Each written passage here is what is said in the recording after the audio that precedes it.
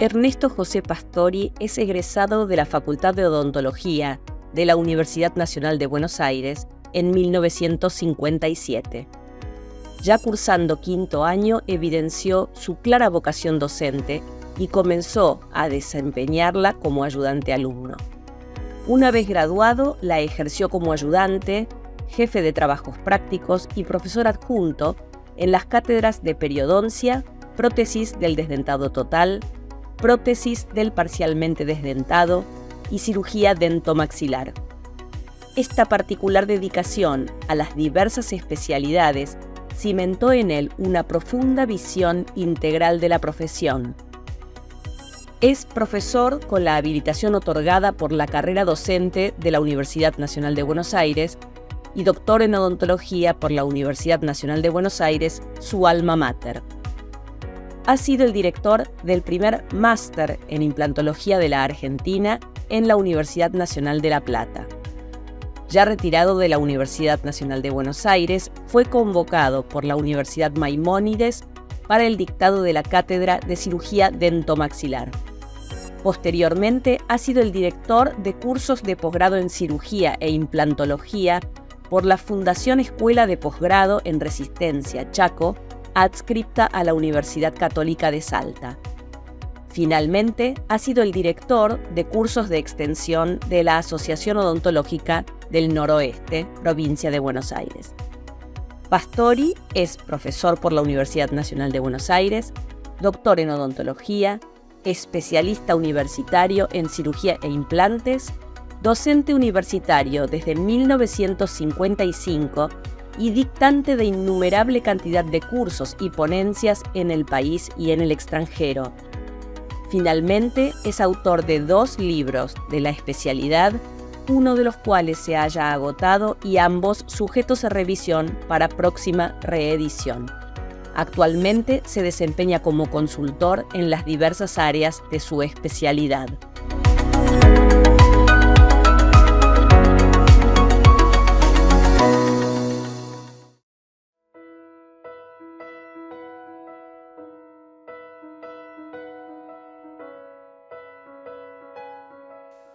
Colegas, buenos días.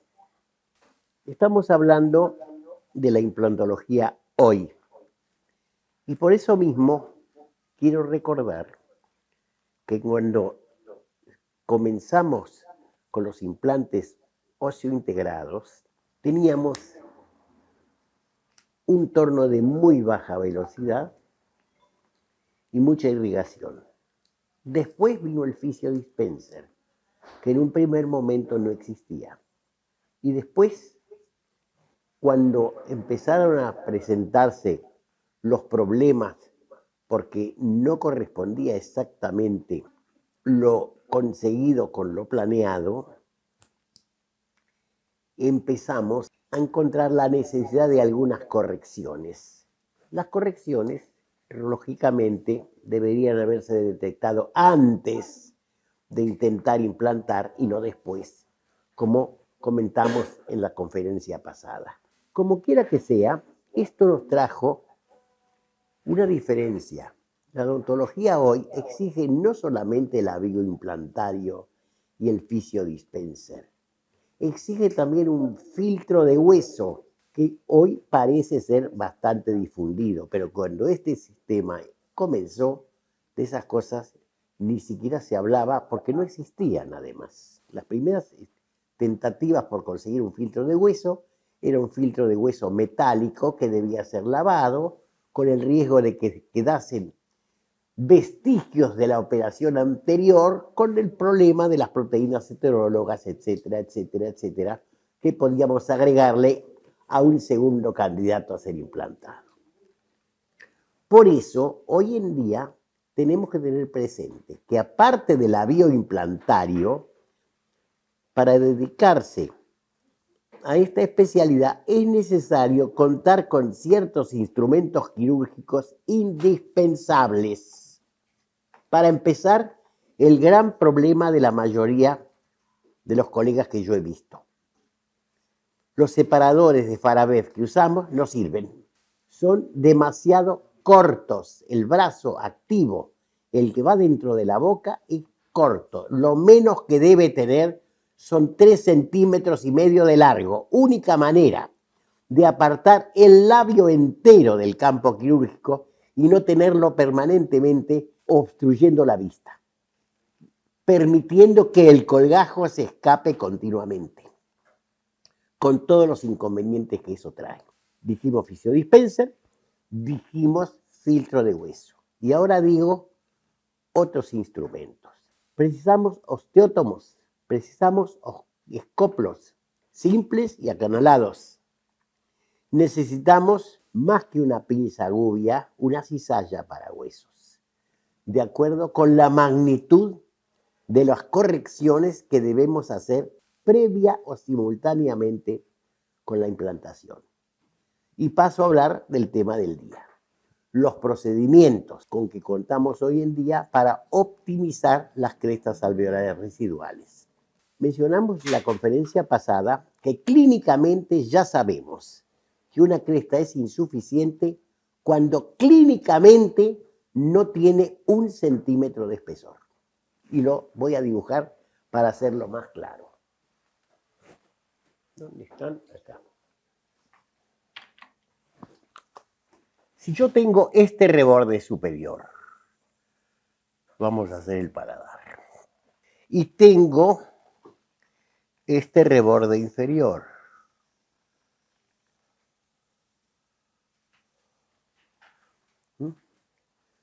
dije, por hacerlo redondo, 5 milímetros, 5 milímetros de implante. 1 milímetro de hueso y mejor 2. 2 milímetros de hueso y 2 milímetros de hueso. 5 y 4 son 9. 5 y 4 son 9. Espesor de encía, 2 milímetros, 2 milímetros. Estamos en 11. 1 centímetro clínicamente nos dice esto es viable. Pero, como todo, es lo que vemos, pero ¿será cierto? Yo puedo parecer ancho de hombros y a lo mejor tengo hombreras. ¿Cómo sabemos? Toquen los hombros. Si se hunden, es hombrera.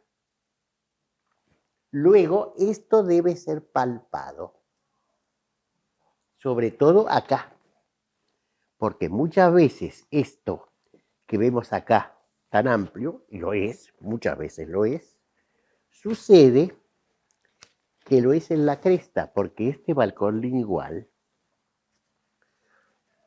sabe terminar acá y nos quedamos con medio implante afuera, justamente en la parte inferior de la mandíbula. Todo eso es lo primero que hay que ver. Todo eso, si lo vimos, ya tenemos que estar preparados en el momento de la implantación para corregirlo, si sabemos que lo tenemos y si tenemos el instrumental adecuado para hacerlo. Si no, lo único que podemos hacer es ver el desastre. Entonces, empezamos con las primeras observaciones que hay con el caso más frecuente. El caso más frecuente, para hacerlo sencillito, es una cresta lógica, todos lo conocemos. Una cresta muy afiladita, donde fatalmente el implante tiene más calibre que el ancho de la fresa. Eso significa fatalmente que al terminar de labrar el lecho y instalar el implante nos va a quedar un escote en B, donde las espiras del implante van a quedar a la vista. Si lo pensamos antes y lo programamos antes, quiere decir que podemos corregirlo si lo estudiamos bien, porque para eso precisamos muchas veces, lo vamos a ver después, una tomografía computada. El paciente que viene a implantarse debe saber que este es un procedimiento complejo, no es una cosa sencillita. Debe estar preparado para estudios que pueden ser costosos, pero nosotros no podemos economizar gastos del paciente que son indispensables para hacer un diagnóstico correcto, por cuidar el bolsillo. Tiene que saberlo. Porque el ahorro que le hacemos hoy al enfermo no nos lo va a disculpar cuando todo esto haya fracasado, porque el estudio que hicimos fue insuficiente y el labrado del hecho que hicimos fue deficiente y no lo corregimos. Y si lo corregimos mal, porque lo hicimos en la emergencia y no habíamos programado absolutamente nada. Quiere decir que si yo sé que una cresta es insuficiente, puedo conseguir aumentar el calibre de la cresta. ¿Cómo? Y fácilmente. Si esto es un triángulo y yo lo corto acá, ahora me va a caber un implante. ¿Cómo no? Es decir, un anclaje. Lo mismo en el maxilar inferior. ¿Se entiende bien lo que digo, por favor? Pero tiene un problema. Acá arriba está el seno maxilar. Si yo le corto la cresta, me dejará todavía un mínimo de 1 centímetro, que yo necesito mínimo anclaje, 1 centímetro. Si queremos tener aparatos fijos, además. Entonces, si voy a aplanar la cresta, es decir, resecando la cresta filosa, sé que tengo menos profundidad. Tanto en el maxilar superior, riesgo de seno, como maxilar inferior, zonas posteriores, nervio dentario inferior, nervio mentoniano. Por eso alguna vez se dijo, entre los caninos hay mucho, siempre hay suficiente hueso. Claro, por eso hicieron, alguna vez, lo contamos la vez pasada, los implantes intraóseos que pasan del borde de la cresta al borde del maxilar inferior, con un tornillo arriba y otro abajo que ajustan eso, con una incisión cutánea que se han abandonado porque eran una carnicería y no sirvieron para nada. Porque muchas cosas que algunas voy a mencionar hoy, prácticamente han quedado en el desuso, porque no rindieron nunca los resultados que se esperaban. Entonces, primero, resección de cresta. Pero si voy a resecar la cresta, tengo que pensar si el colgajo que me va a quedar me va a servir para cubrir todo. Quiere decir que ya tengo que estar planeándome la incisión. Todo va con todo. No es que después, uy, no lo había pensado. Aplanamiento de crestas. El aplanamiento de crestas normalmente, en principio, se hace con una cizalla. Una cizalla es una especie de pinza gubia, pero es una pinza gubia de mordientes rectos como una tijera, porque la otra hace un sacabocados y no nos deja la cresta fina que queríamos. Y ahora, atención, si tengo una cresta insuficiente, la voy a aplanar y voy a resecar hueso. ¿Qué hago con ese hueso que estoy resecando? ¿Lo voy a tirar? No estoy diciendo que me falta hueso. Entonces, quiere decir que si programé esto, de entrada tengo que tener un receptáculo para colocar el hueso que voy resecando en suero fisiológico estéril, donde el hueso continúa vivo durante todo el curso de la operación y después, una vez en el hueso, Dios mediante y buena práctica quirúrgica, continúa vivo. La primera vez que yo vi resecar hueso para hacer un injerto, que no es el caso de los implantes, fue por una señora que tenía una fractura de mandíbula con pérdida de sustancia. En esa época yo estaba recién recibido y quedé asombrado de la cantidad de hueso que extirpó el cirujano. Ojo, era uno de los mejores cirujanos que había en el país en ese momento.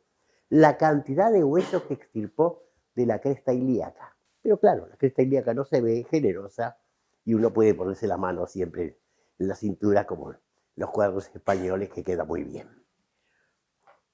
Pero nosotros no necesitamos tanto hueso. la cantidad de hueso que uno necesita para un implante es mínima. Entonces, no hay que tener tanto miedo al injerto, que además ya lo vamos a ver luego. Es una cosa muy fácil de obtener, absolutamente propia del enfermo, no trae problemas inmunitarios y además absolutamente gratis, que también nos debe interesar. Claro, tendrá una compensación para el odontólogo que tiene un trabajo extra, que es extraer. En rigor lo que tiene que hacer es guardarlo al hueso, no tiene nada que extraer, pero bueno, en algunos casos se extrae especialmente. Así que, resección de crestas, ya sé que me va a quedar hueso en las manos, no lo tiremos, por favor. De entrada tenemos donde depositarlo hasta que la operación termine. Y queda disponible para las necesidades que se nos presenten en el curso de la intervención. Una. Entonces, aplanamiento de crestas ya lo tenemos.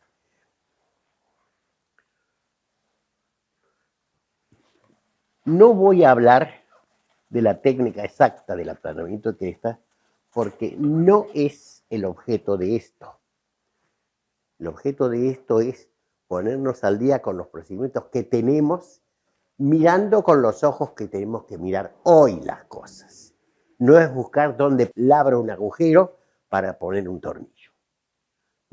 Aplanamiento de crestas, acá lo tienen. Ese reborde, si ustedes lo miran bien, en la parte más superficial parece un champiñón. Es más ancho, pero después el hueso es delgadito abajo. Si tengo dudas, me voy a dar dando cuenta de eso palpando. El fondo de surco es mucho más estrecho que el ancho anteroposterior de esa cresta, o vestíbulo lingual, si ustedes quieren. Primero con la cizalla. Fíjense qué corta. Ojo, otra cosa más. En lo posible, este corte debe hacerse paralelo a lo que va a ser el plano de oclusión. No hagamos planos inclinados, por favor. No voy a abundar en detalles, creo que todos ustedes lo anticipan sin más asunto. Hecho eso, estoy probando con el marcador de implantar si me da el espesor que necesitaba. Porque si no me da, yo ya estoy sabiendo que me va a quedar un escote vestibular como mínimo. Y si me va a quedar un escote vestibular como mínimo, puede ser que lo pueda cubrir perfectamente con el hueso que extraje y guardé. Y si se fue con la aspiradora, lamentablemente estamos peor que cuando vinimos de España. No tenemos con qué reparar el destrozo que hicimos. Adelante, por favor. Acá está ahora alisado. Lo otro era lo que hicimos. El borde filoso que queda ahí se redondea. Adelante. Esto es una cubeta que hemos preparado previamente en el modelo que tallamos de acuerdo a lo que vamos a buscar en el momento quirúrgico. Sobre esa cubeta yo he hecho unos agujeros que corresponden al lugar donde debo colocar el implante. Porque los implantes deben colocarse estratégicamente. No puedo ponerlos a distinta distancia del lado derecho que del izquierdo, etcétera, etcétera, etcétera. No quiero abundar en cosas que los van a aburrir.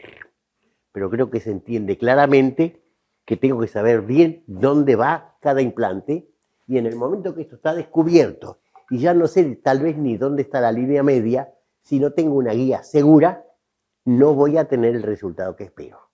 Que además, no se olviden, es altamente necesario tener en cuenta la estética final del aparato que vamos a poner encima. Adelante. Hecho eso, ahí fíjense ustedes cómo ahora me caben todos los implantes. Tengo hueso sobrado por vestibular y por lingual.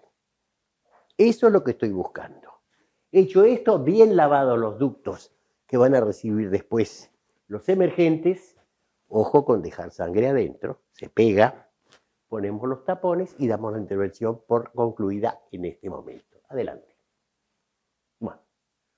Otra, dilatación de las crestas. La dilatación de las crestas corresponde en el maxilar superior. La tabla vestibular inferior prácticamente no se puede dilatar, se quiebra. Entonces ya sabemos que es un procedimiento para el maxilar superior. Si voy a dilatar las crestas, el primer método que se sugirió es con escoplos. Una es la dilatación simple. La dilatación simple se hace en el maxilar superior con un osteótono muy delgado,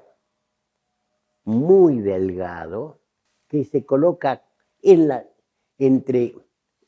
tabla vestibular como si fuese un sindesmótomo.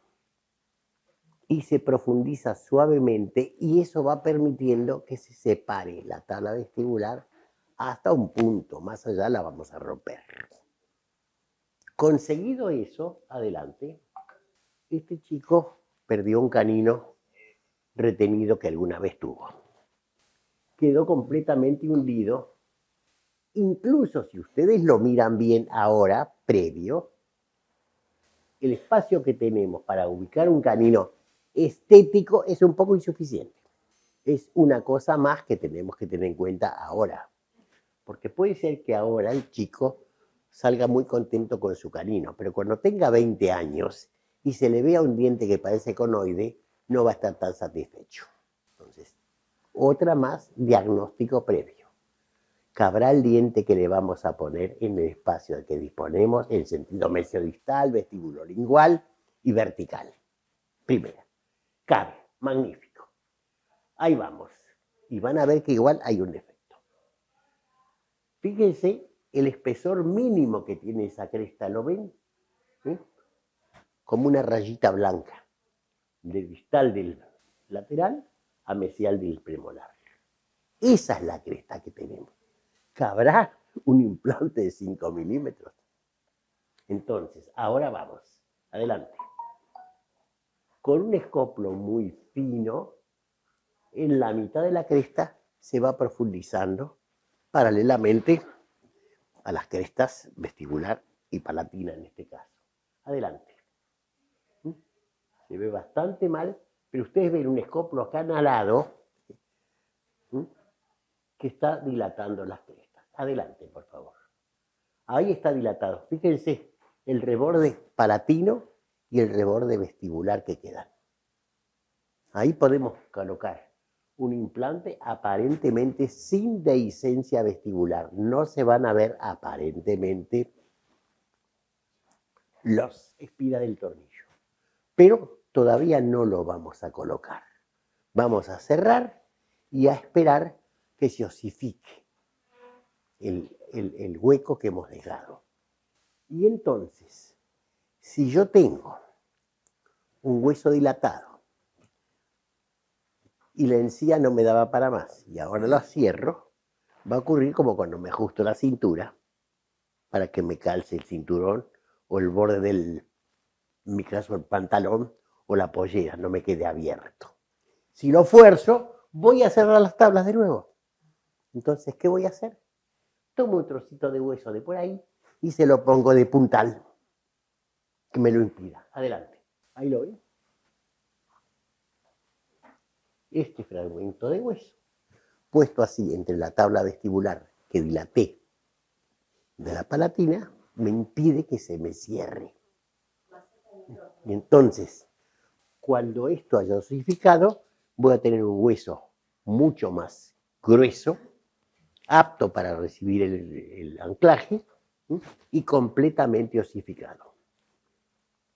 Ese fragmentito se osifica como todo lo demás, por eso es que cada vez que uno va a intentar una implantación, tiene que tener un filtro de hueso y tiene que tener dónde guardarlo. Nunca nos va a sobrar. Adelante. Ahí está cerrado, adelante. Fíjense ahora, adelante. Fíjense, se ha conseguido aumentar el espacio, ¿lo ven? Mientras esperamos la osificación de esto, el ortodoncista se ocupó de crear un mejor espacio para el canino. Adelante. Ahí está puesto el implante. Bien, bien. Que eso igual tiene un defecto. Eso no está completamente rodeado de hueso hasta el cuello. Como acabamos de poner el implante, todavía podemos complementar eso y cerrarlo a esperar que osifique del todo. Adelante.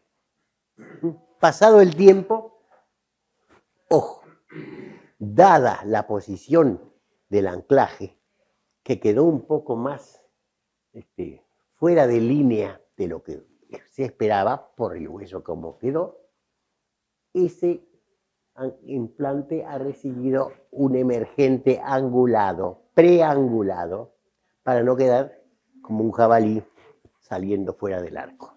Adelante. Y ahí lo tienen. Si lo miramos bien, todavía, para mi gusto, ese canino es un poco largo. Todavía hay cierto déficit de cuello. Pero de esto hace muchos años, y me van a disculpar que yo todavía tenía menos experiencia que la que tengo hoy. Estamos. Adelante. Entonces, ¿sí? Fíjense, eso que se asoma es el borde del canino, del anclaje. Adelante. Bueno, me voy a sentar. Entonces, teníamos esto que era dilatación de crestas. Hasta ahora las hemos abierto, como quien hiende un pan para hacer un sándwich. Pero posteriormente surgieron otros instrumentos y otros procedimientos. Uno de ellos es el de la compactación. La compactación la inventó un señor que se llama Somers, se escribe Summers como el verano, que inventó lo que él llama osteótomos. Osteótomos siempre fueron unos escoplos muy chatos, que en nuestra especialidad son utilísimos. Pero esto también se llaman osteótomos. Pasámoslo, por favor. Esto está mostrando lo que sería un reborde típico. Adelante. Adelante. Esto sería puesto, esto es una falla muy frecuente. Pásalo. Estos son los osteótomos de Somers. Ojo, son 6. Resulta que el último tiene un calibre de aproximadamente 6 a 8 milímetros, lo que es un poco disparatado a mi criterio para ensanchar un hueso estrecho a llevar con una cavidad interior de 6 a 8 milímetros. Así que me ahorré, en ese momento costaban $500 cada uno, yo me ahorré los 2 osteótomos. Y me he manejado muy bien con estos 4. Si ustedes prestan atención, van a ver. Estos instrumentos son, la punta es cóncava, como si fuese un cucharoncito. Y cuando esto va profundizando, va hendiendo las tablas hacia afuera. Como es cónico, está comprimiendo el hueso para los costados. Y como la punta es hueca, está comprimiendo hueso en sentido apical. ¿Es claro lo que digo?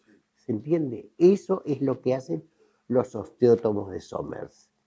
Puedo garantizar los resultados.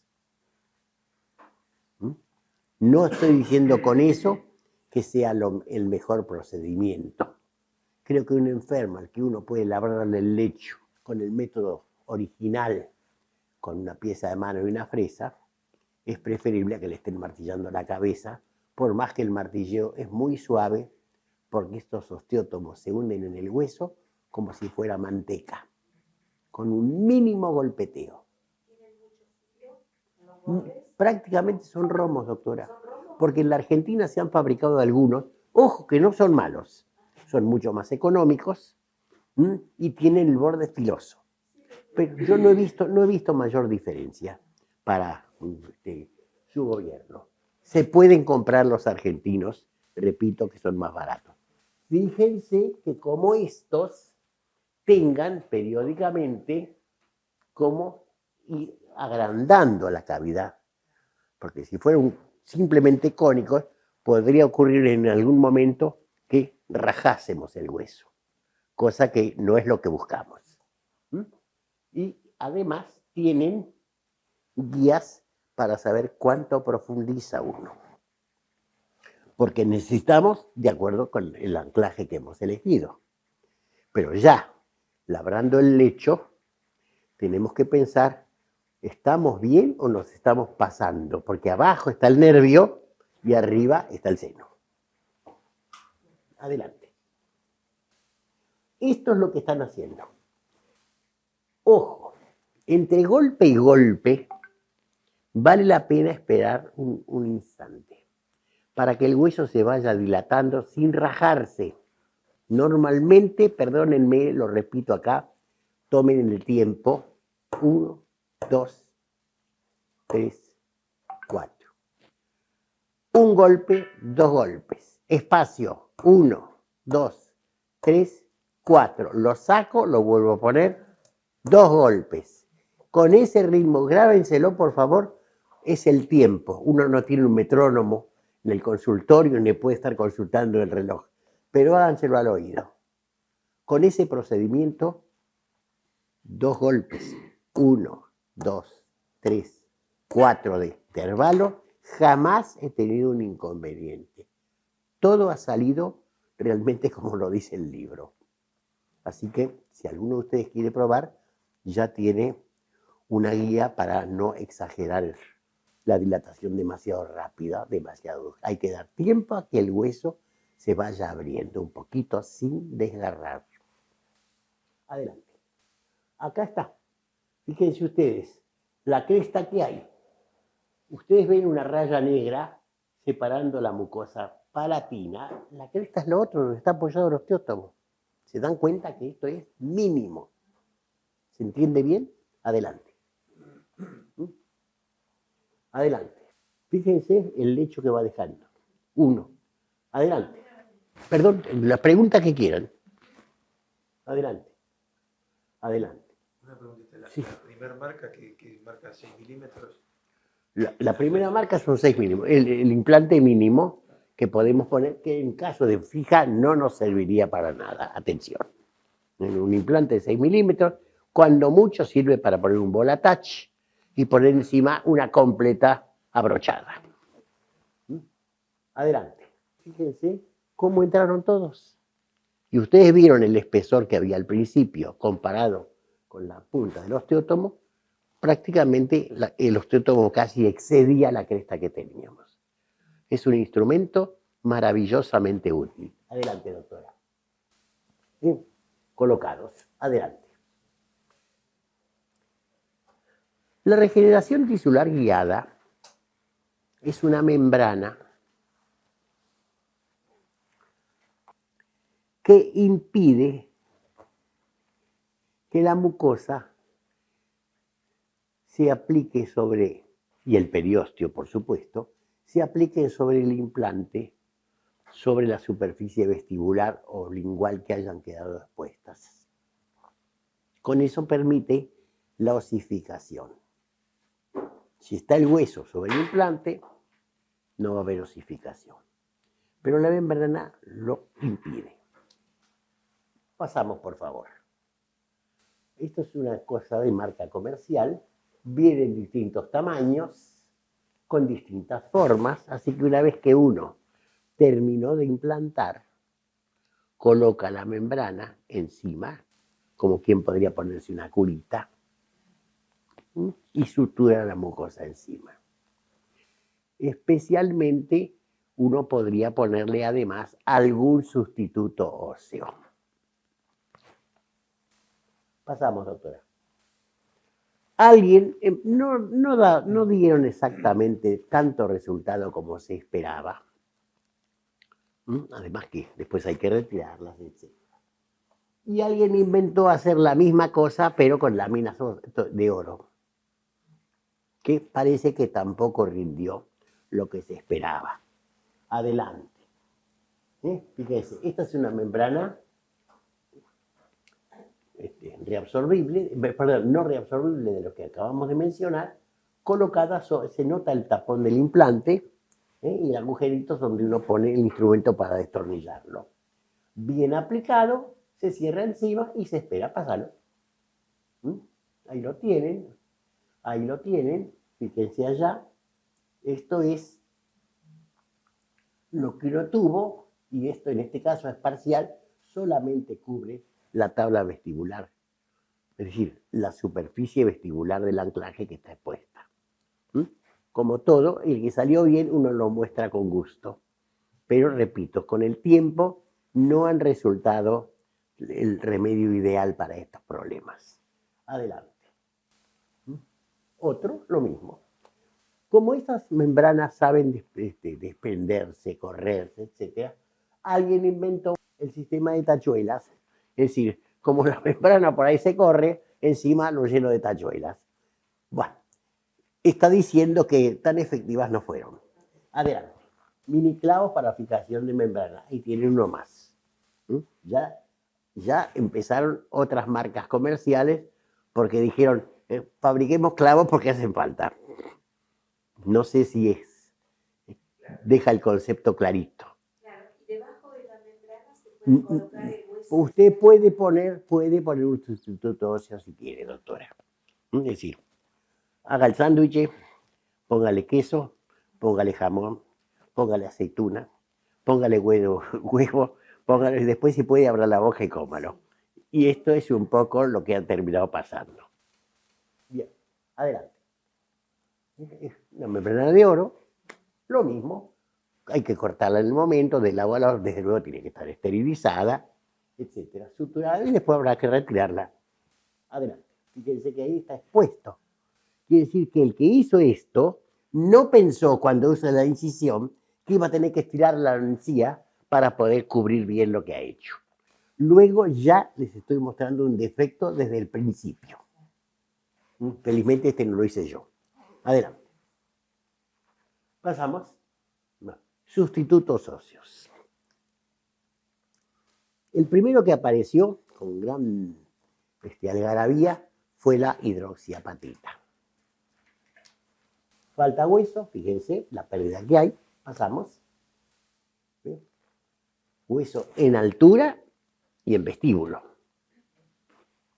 Nos quedaría un diente muy largo y además nos quedaría expuesto medio anclaje implantario por la cara vestibular. Adelante. Así que acá tengo que programar un colgajo amplio que después pueda arrastrarlo y cubrir toda la superficie, que además va a ser más amplia. Porque una cosa es un señor de estómago chato y otra cosa es un panzón.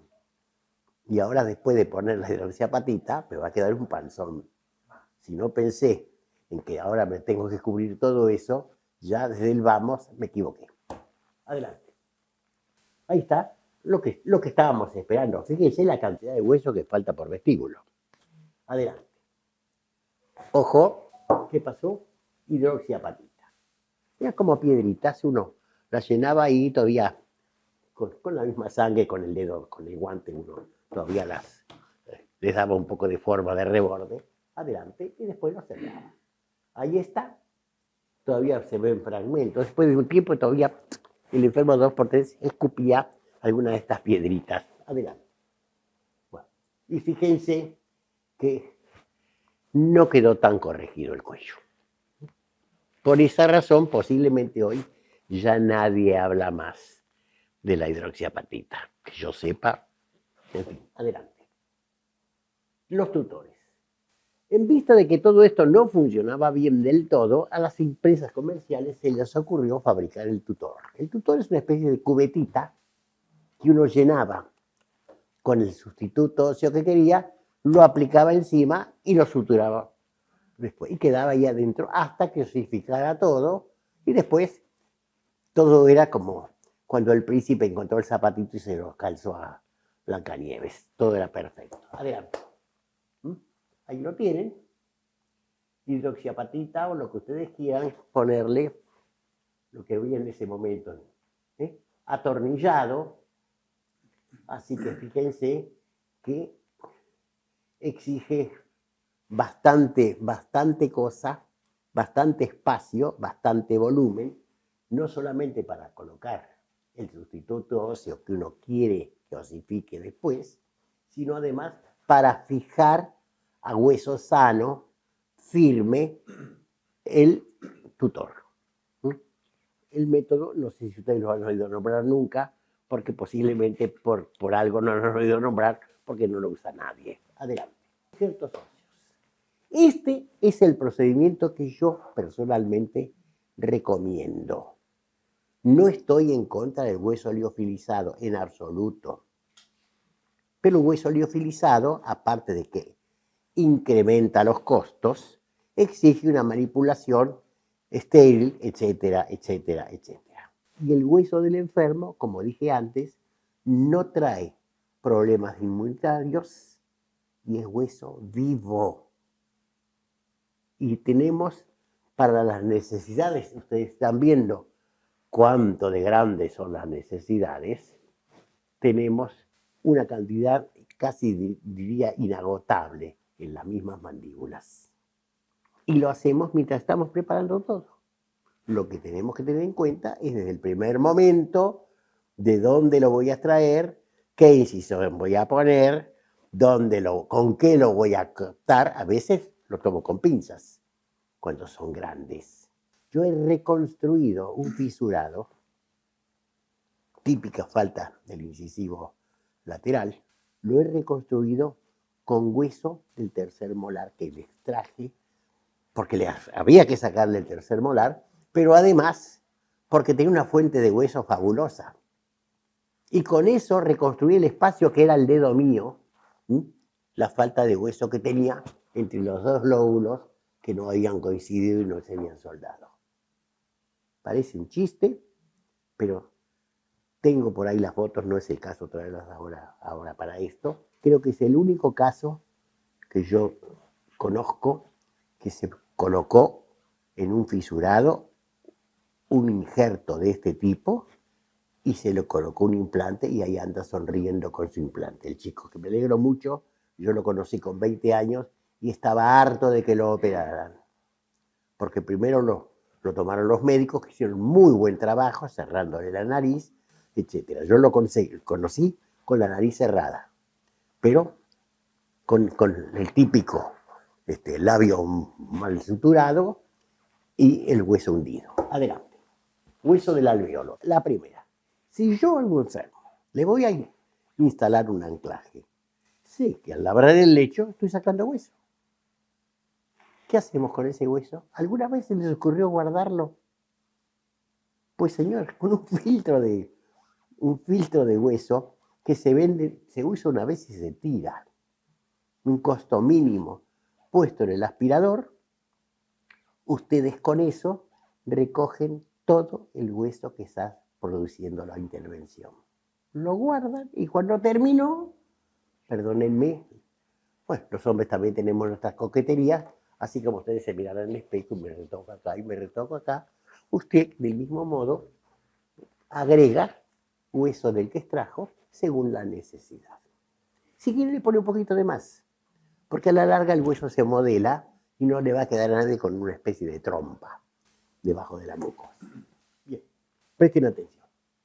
Se sabe que esto es estrecho en la zona media de lo que va a ser el alvéolo implantario.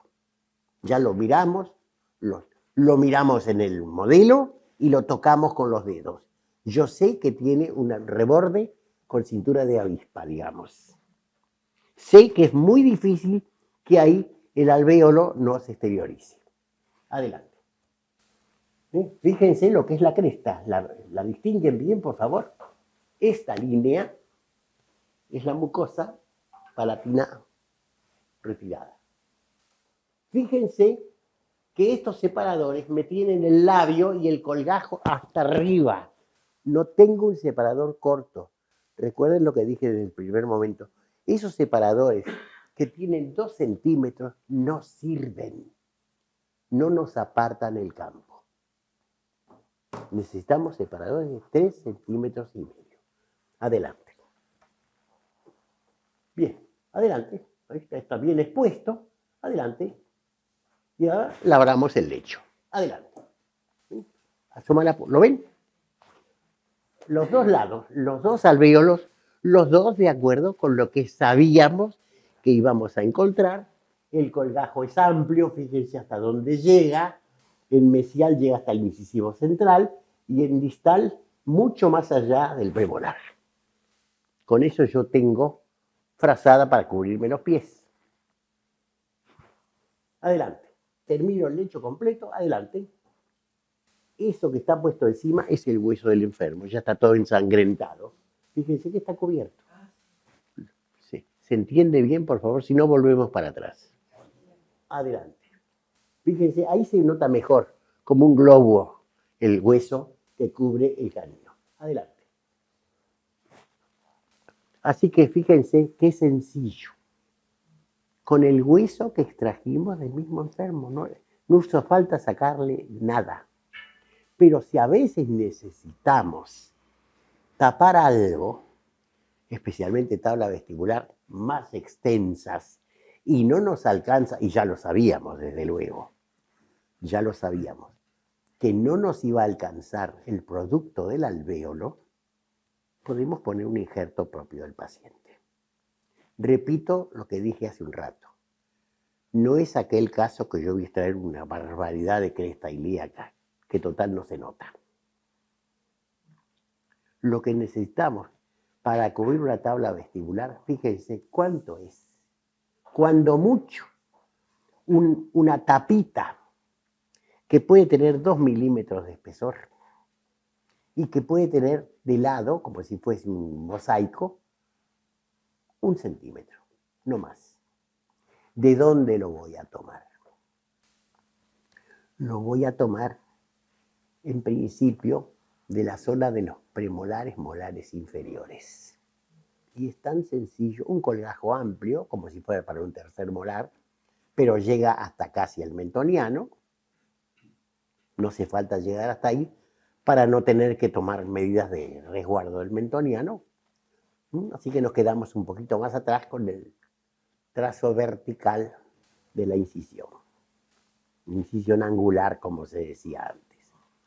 Buen separador, bien apartado, me fijo generalmente frente a la raíz del primer molar inferior.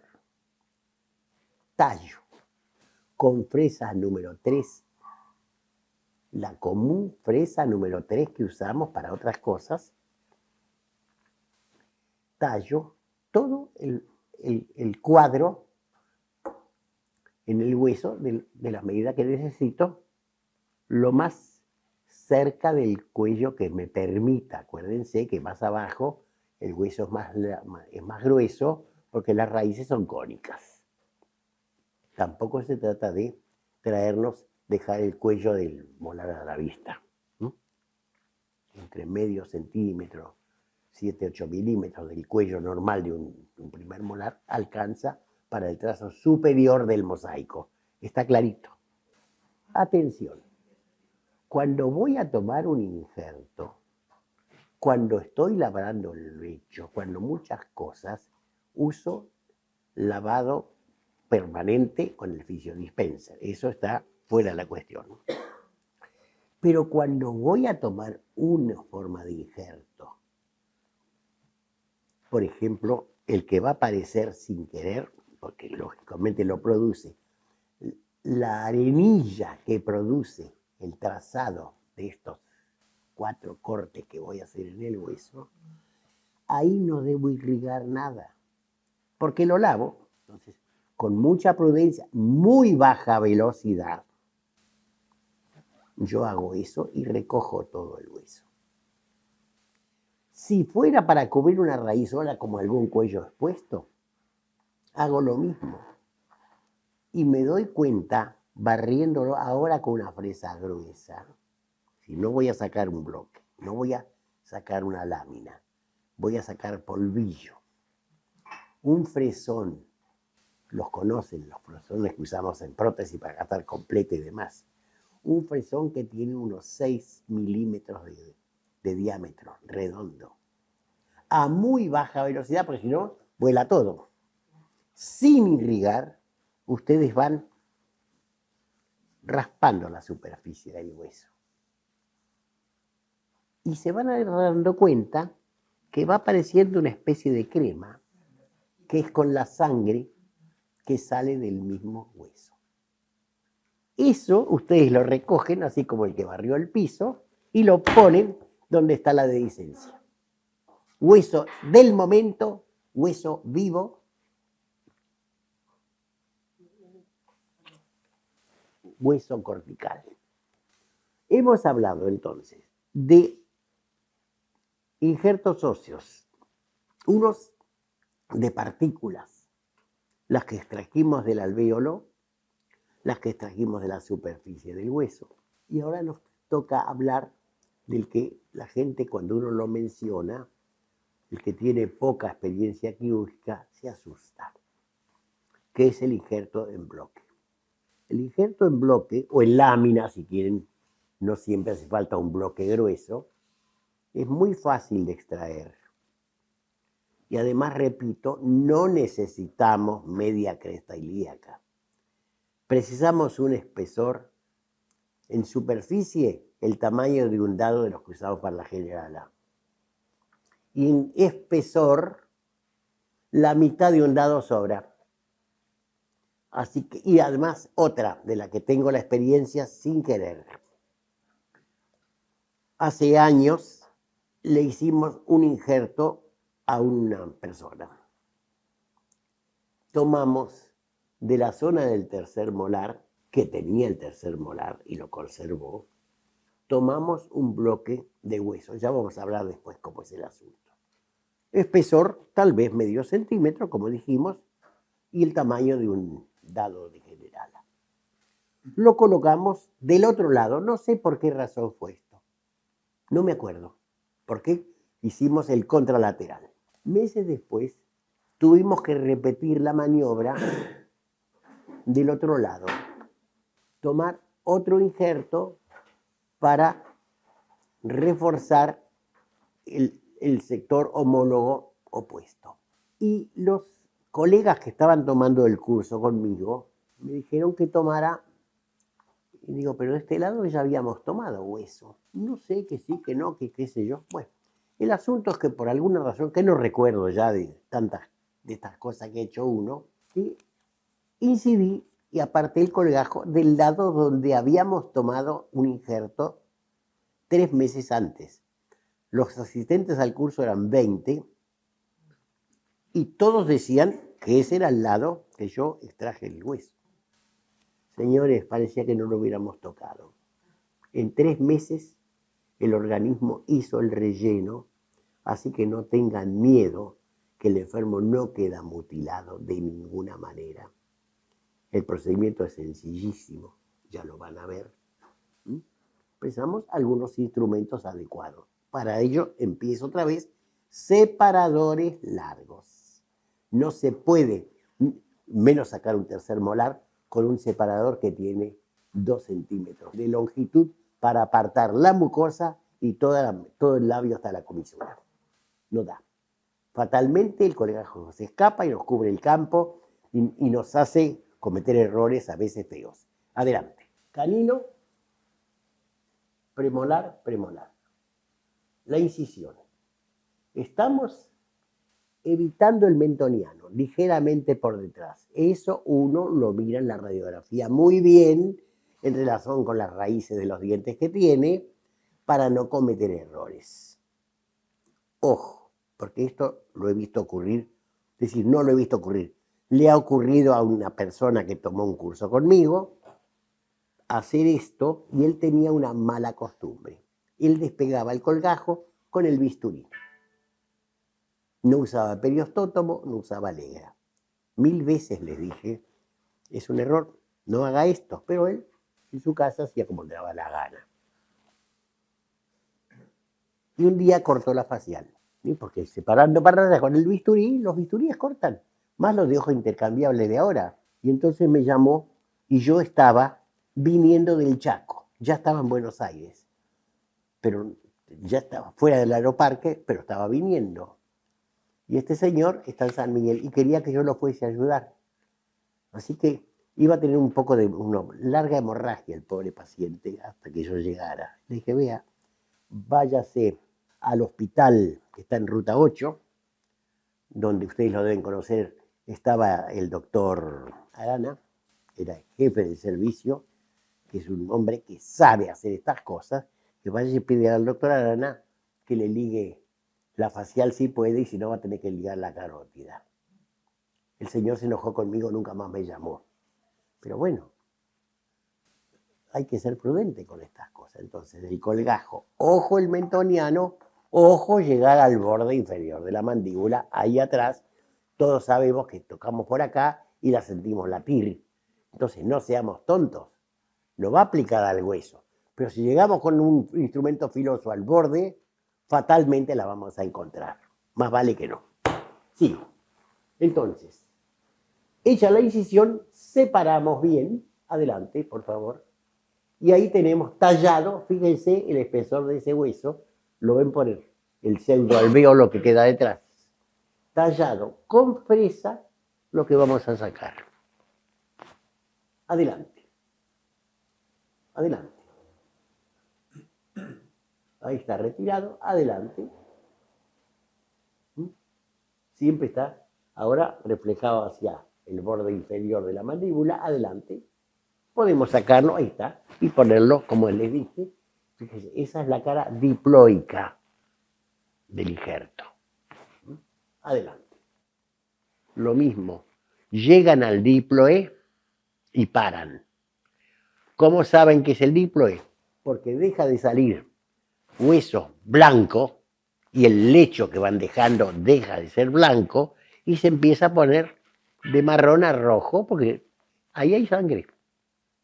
En el diploe hay sangre que no lo hay en la cortical, por lo menos visible. Entonces, ahí está el fragmento. Adelante. Y ahora sí, labramos lo que queda para abajo del lecho, adelante, porque tiene que ajustar. Si el implante no ajusta, no lo ponemos. Adelante. Ahí está puesto el implante. Mostrar la toma del injerto. Vamos, ¿pueden? ¿Permiten? Vamos para atrás de nuevo, completo. Acá están invertidas, fíjense. Acá está mostrando ya el hueso lavado y cortado, páselo. Y acá está todavía cuando lo estamos empezando a hacer. Adelante, pero no importa. Ahora sí, está el alvéolo vacío y el hueso está deslizado hacia el fondo del surco vestibular. Adelante. Ahí está, bien deslizado, lo están viendo, adelante. Lo tomamos y lo mostramos para mostrarlo. Lo que ustedes van a ver ahora fue fugaz, menos de un segundo. Ponerlo para que le saquen la foto y se pueda apreciar. Adelante. No cometan el error de dejar un hueso vivo sin ponerlo en el suero. El suero se mantiene vivo, horas está vivo. Cuando yo lo vi, les repito, la primera vez que vi esto, no lo podía creer. No piensa que ese hueso después sirve nada más para tirárselo al perro, no. Perfectamente vivo está, horas después de que se lo extrajo, mientras se arregló el hueso que lo va a recibir, etcétera, etcétera, etcétera, el hueso sigue vivo. Adelante. Ahí labramos el lecho, terminado el lecho, ubicamos el anclaje, adelante. Acá está más derechito, igual no está bien derecho, si ustedes lo miran bien, compárenlo, pero es un mínimo que se puede compensar con un emergente contraangulado. De cualquier manera, ya vamos a hablar mucho más adelante que colocar el implante exactamente en la dirección en que va a recibir la fuerza de la masticación es muy importante para mantener las crestas. Si no es así, el hueso no está tan protegido de la reabsorción como pasa cuando uno pone un puente y debajo del puente empieza a aparecer espacio. Adelante. ¿Se vio bien? Espero que no haya novedad de los gestos. Fíjense hasta dónde está emplazado el implante. Lo otro que asomaba, pero ya nos mostraba que hay cierta desviación, por mínima que sea, el portaimplante con que lo instalamos. Fíjense atrás, el borde que se ve, ojo, eso no es el borde inferior de la mandíbula, atención. Adelante. De paso, para que tengan mejor idea, claro, en este caso no hay dientes. Podría haber diente, sacaríamos un espesor menor, pero sería exactamente la misma cosa.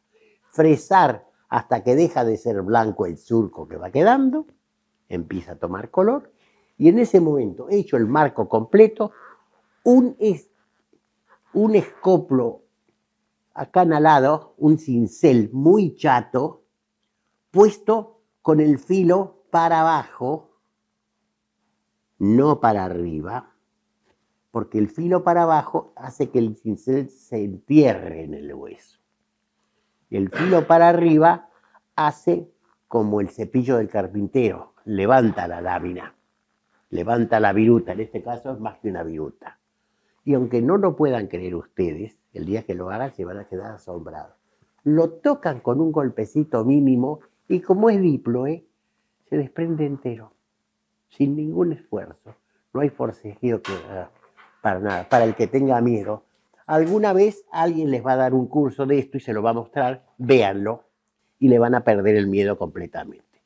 Pero acuérdense, primero sabemos lo que nos vamos a encontrar, segundo, tenemos el instrumental adecuado, y tercero, conocemos la técnica. Y adelante, y 2 ayudantes. No trabajen con un solo ayudante, no alcanza. Uno separa y separa. El otro, con suerte, aspira y lava. Y ustedes operan.